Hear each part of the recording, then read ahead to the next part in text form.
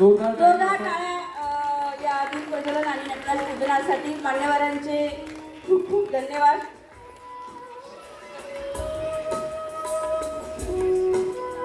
Bharatiya Janata party Savedi मंडळ आयोजित नाचगाव मंगळागौर स्पर्धा 2025 प्रथमच या ठिकाणी संपन्न होत आहे। जोरदार टाळ्या व्हायला हवेत।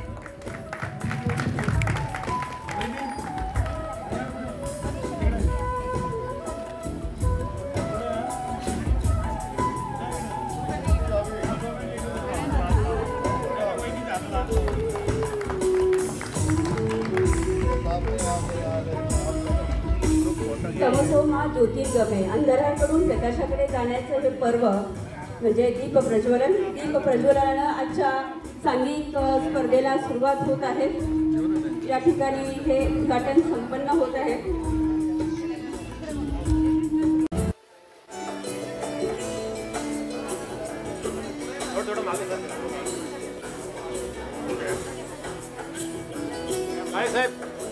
नमस्कार।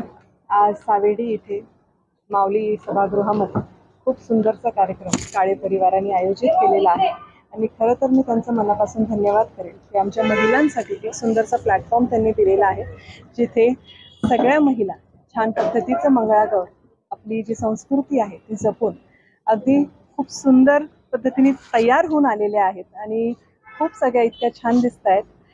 त्यांना सगळ्यांना मी खरं तर पूर्ण विखे पाटील परिवाराकडनं शुभेच्छा दिल्या आणि दादांना पुन्हा एकदा धन्यवाद देईल की आमच्या महिलांसाठी एवढा छानसा कार्यक्रम त्यांनी आयोजित केला। थँक्यू। नमस्कार। आज भारतीय जनता पार्टी सावेडी मंडळाच्या वतीने नगर शहरामध्ये माऊली सभागृह येथे मंगळागौर स्पर्धा आयोजन करण्यात आलेलं आहे। श्रावण महिन्यातल्या प्रत्येक मंगळवारी ज्या महिला खेळ खेळतात हे आपल्या हिंदू संस्कृतीमध्ये खूप पूर्वीपासून चालत आलेलं आहे। यामध्ये फुगड्या असतील, आगोटे पागोटे असेल किंवा अनेक यातले खेळ आहेत, जे खेळ खेळून महिला पूर्वीच्या काळी तंदुरुस्त राहायच्या, त्यांना व्यायाम करायची कधी कधी गरज पडत नसायची। आणि ह्या खरं तर नवविवाहित ज्या महिला असतात त्यांसाठी खरं तर हा खूप मोठा आणि महत्त्वाचा सण आहे। श्रावण महिन्यात अनेक सण येतात आणि उत्साहपूर्ण वातावरण असतं, निसर्ग हिरव्या अशा संस्कृती नटलेला असतो सौंदर्याने, आणि त्या काळात ह्या खेळ खेळले जातात।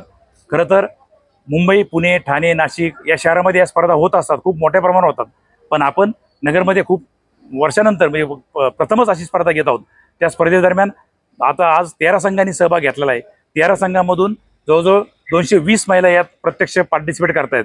आम्ही याच्यामध्ये अनेक उपक्रम या माध्यमातून राबवले आहेत। त्यातील एक उपक्रम म्हणजे पंतप्रधान नरेंद्रजी मोदी यांच्या संकल्पनेतून एक पेड़ माँ के नाम हा जो उपक्रम होता तो आम्ही इथं राबवला आहे। आम्ही प्रत्येक महिलेचा इथं आल्यानंतर फॉर्म भरून घेत आहोत।